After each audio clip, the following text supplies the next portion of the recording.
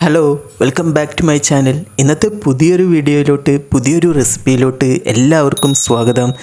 ഇന്ന് ഞാൻ നിങ്ങൾക്കായിട്ട് പരിചയപ്പെടുത്തുന്നത് വളരെ ടേസ്റ്റി ആയിട്ട് നമുക്ക് ചപ്പാത്തി, വെള്ളയപ്പം, പൂരി എന്നിവയുടെ കൂടെയൊക്കെ സെർവ് ചെയ്യാനായിട്ട് പറ്റുന്ന നല്ലൊരു ടേസ്റ്റി ആയിട്ടുള്ള വെള്ളക്കടലക്കറിയുടെ റെസിപ്പിയാണ് കേട്ടോ.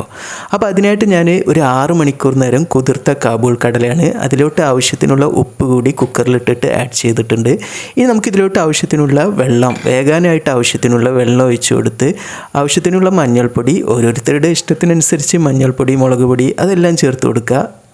അപ്പം മഞ്ഞൾപ്പൊടി ചേർത്ത് കൊടുത്തിട്ട് ഇനി നമുക്കിതിലോട്ടായിട്ടൊരു 3 ടേബിൾ സ്പൂൺ അളവിൽ മല്ലിപ്പൊടിയാണ് കേട്ടോ ഞാനിവിടെ ഉപയോഗിക്കുന്നത്. ഈ മല്ലിപ്പൊടി വറുത്ത് പൊടിച്ചിട്ടുള്ള മല്ലിപ്പൊടിയാണ് കേട്ടോ, പച്ച മല്ലിപ്പൊടിയല്ല. ഇനി നമുക്കിതിലോട്ടായിട്ടൊരു 2 ടേബിൾ സ്പൂൺ അളവിൽ ചിക്കൻ മസാല പൗഡർ കൂടി ചേർത്ത് കൊടുക്കുക. ഞാനിവിടെ മുളക് പൊടി ഇതിലോട്ടായിട്ട് ഉപയോഗിക്കുന്നില്ല കേട്ടോ. അപ്പോൾ ചിക്കൻ മസാല ഇട്ട് കൊടുത്ത് ഇനി നമുക്കിതിലോട്ട് ഒരു ചെറിയൊരു തക്കാളിയാണ് ഉപയോഗിക്കേണ്ടത്. ഇത് വലിയൊരു തക്കാളി ആയത് കാരണം തന്നെ ഞാൻ അതിൻ്റെ ഒരു ഹാഫ് ഭാഗമാണിത് ഇതിലേക്കായിട്ട് ഉപയോഗിക്കുന്നത്. അതുപോലെ തന്നെ ഒരു ചെറിയൊരു സവാളയും ഉപയോഗിക്കണം കേട്ടോ. അപ്പോൾ അതിൻ്റെ ഹാഫ് ഭാഗമാണ് ഞാനിവിടെ ഉപയോഗിക്കുന്നത്, വലുതായത് കാരണം. അപ്പോൾ അത് കുറച്ച് വലിയ കഷ്ണങ്ങളായിട്ട് ഇതുപോലെ മുറിച്ചിട്ട് കൊടുക്കുക. ഇത് രണ്ടും കൂടി കഴിഞ്ഞിട്ടുണ്ടെങ്കിൽ കറി കഴിക്കാനായിട്ട് അത്ര കണ്ട് ടേസ്റ്റ് ഉണ്ടാവില്ല. അപ്പോൾ ഇതിൻ്റെ ആ ഒരു ടേസ്റ്റ് ആയിരിക്കും മുന്നിട്ട് നിൽക്കുക കേട്ടോ. അതുകൊണ്ടാണ് ഈ ഒരു രീതിയിൽ ചേർത്ത് കൊടുക്കണം എന്ന് പറയുന്നത് കേട്ടോ. അപ്പോൾ അതുകൂടി ചേർത്ത് ഒരു 3-4 വെളുത്തുള്ളി ഇതുപോലെ ഇങ്ങനെ ഹാഫായിട്ട് മുറിച്ചിട്ട് അതും ഇട്ട് കൊടുക്കുക. കുറച്ച് ചെറിയ ഉള്ളിയും എരിവിനായിട്ട് ആവശ്യത്തിനുള്ള പച്ചമുളകും കൂടി ചേർത്ത് കൊടുക്കുക. ഞാനിവിടെ പറഞ്ഞല്ലോ, ഞാനിവിടെ എരിവിനായിട്ട് മുളക് പൊടി ഉപയോഗിക്കുന്നില്ല. ഈ ഒരു കറിയിലോട്ട് പച്ചമുളകിൻ്റെ എരിവ് മാത്രമാണ് കേട്ടോ നമുക്ക് ആവശ്യമുള്ളത്. അപ്പോൾ അതുകൂടി ചേർത്ത് കൊടുത്ത് നന്നായിട്ടൊന്ന് മിക്സാക്കി കൊടുക്കണം കേട്ടോ.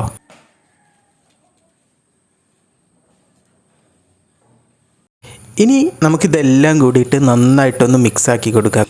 ഇതിലേക്കായിട്ട് ഇട്ടിട്ടുള്ള മസാലപ്പൊടികളെല്ലാം ഉണ്ടല്ലോ, അല്ലാത്ത പക്ഷേ ഇത് കട്ട പിടിച്ച് നിൽക്കാനായിട്ട് ചാൻസ് ഉണ്ട്. കടല ആയത് കാരണം തന്നെ ഇതിങ്ങനെ കട്ട പിടിച്ച് അവിടെയും ഇവിടെയൊക്കെ ആയിട്ട് നിൽക്കാനായിട്ട് ചാൻസ് ഉണ്ട്. അപ്പോൾ ഇത് നന്നായിട്ടൊന്ന് മിക്സാക്കി കൊടുത്തതിന് ശേഷം നമുക്കിത് അടച്ച് വെച്ചിട്ട് ഒരു 5 വിസിൽ വരുന്നത് വരെ മീഡിയം ഫ്ലെയിമിലൊന്ന് വേവിച്ചെടുക്കുക. ആ സമയം തന്നെ ഞാൻ കുറച്ച് ഇത് കണ്ടോ ഉണ്ടക്കൊപ്രയാണ് കേട്ടോ, ഇതുപോലെ ഇങ്ങനെ മുറിച്ചെടുത്തിട്ട് മാറ്റി വെക്കുന്നുണ്ട് കേട്ടോ. ഇതെനിക്ക് ലാസ്റ്റ് നമ്മൾ താളിച്ചൊഴിക്കുമല്ലോ, വറവിട്ടൊഴിക്കുമല്ലോ, ആ സമയത്ത് ഇതുപോലെ ഇങ്ങനെ തേങ്ങാക്കൊത്ത് ഇട്ട് കൊടുക്കുകയാണെങ്കിൽ നല്ല ടേസ്റ്റ് ഉണ്ടാവുക. അപ്പോൾ ഇത് 5 വിസിൽ വന്ന് ഞാൻ ഫ്ലെയിമെല്ലാം ഓഫ് ചെയ്ത് ഇതിലെ സ്റ്റീമെല്ലാം പോയി കഴിഞ്ഞതിന് ശേഷമാണിത് ഓപ്പൺ ആക്കി എടുക്കുന്നത് കേട്ടോ. അപ്പോൾ ഇത് നന്നായിട്ട് തന്നെ വെന്ത് കിട്ടിയിട്ടുണ്ട്, കടല നല്ല രീതിയിലൊന്ന് വെന്ത് കിട്ടിയിട്ടുണ്ട്. അപ്പോൾ ഇതിനെ ഒന്നുകൂടി നമുക്കൊന്ന് മിക്സാക്കി ഇതിലെ എരിവും ഉപ്പെല്ലാം ഒന്ന് കറക്റ്റാണോ ഒക്കെ ഒന്ന് നമുക്ക് ചെക്ക് ചെയ്ത് നോക്കാം.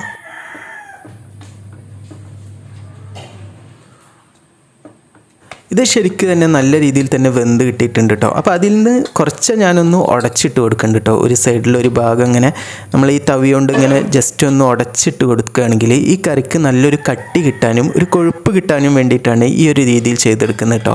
അപ്പോൾ ജസ്റ്റ് ഒന്ന് ഉടച്ചിട്ട് കൊടുത്താൽ മതി, അപ്പോൾ നല്ലൊരു ടേസ്റ്റ് ആവും. ഇനി നമുക്കിത് താളിച്ച് വയ്ക്കാനായിട്ട് ഒരു ചീനച്ചട്ടി അടുപ്പിലോട്ട് വെച്ച് കുറച്ച് വെളിച്ചെണ്ണ വെച്ചു, കുറച്ച് കടുക് ഇട്ട് കൊടുത്തു. നന്നായിട്ടൊന്ന് പൊട്ടി വരുന്ന സമയത്ത് നമുക്കതിലോട്ട് ഒരു നുള്ള് നല്ല ജീരകം കൂടി ചേർത്ത് കൊടുക്കുക കേട്ടോ.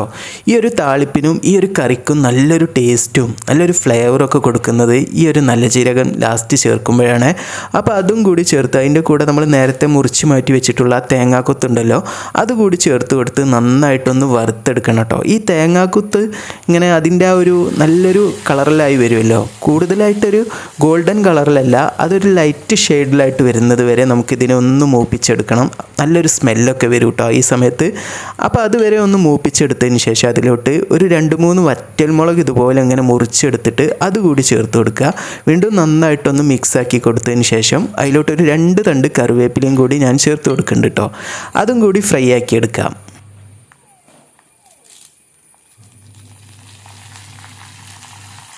ഈ ഒരു വെള്ളക്കടലക്കറീൻ്റെ ടേസ്റ്റ് എന്ന് പറയുന്നത് ഈ ഒരു താളിപ്പാണ്. ലാസ്റ്റ് നമ്മൾ ഈ താളിപ്പ് വെച്ചിട്ട് നമ്മളൊരു 10 മിനിറ്റ് നേരം ഇത് അടച്ച് വെച്ചതിന് ശേഷം വേണം കേട്ടോ നമ്മളിത് സെർവ് ചെയ്യാനായിട്ട്.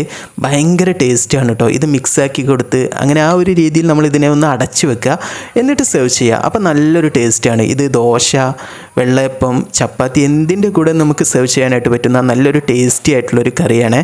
അപ്പോൾ എൻ്റെ ചാനൽ ആദ്യമായിട്ട് കാണുന്നവരാണെങ്കിൽ സബ്സ്ക്രൈബ് ചെയ്ത് സപ്പോർട്ട് ചെയ്യാനായിട്ട് മറക്കരുത്. കൂടെ തന്നെ ആ ബെൽ ബട്ടൺ ഒന്ന് എനേബിൾ ചെയ്യാനായിട്ട് മറക്കരുത്. എൻ്റെ റെസിപ്പീസ് ഇഷ്ടപ്പെട്ടാൽ അതുപോലെ ഒന്ന് ഉണ്ടാക്കി നോക്കി അതിൻ്റെ ഫീഡ്ബാക്ക് താഴെ കാണുന്ന കമൻറ്റ് ബോക്സിൽ എന്നെ എഴുതി അറിയിക്കാനും മറക്കരുത്. ഇനി നമുക്ക് പുതിയൊരു വെറൈറ്റി റെസിപ്പിയുമായിട്ട് പുതിയൊരു വീഡിയോയിൽ കാണാം. Thank you.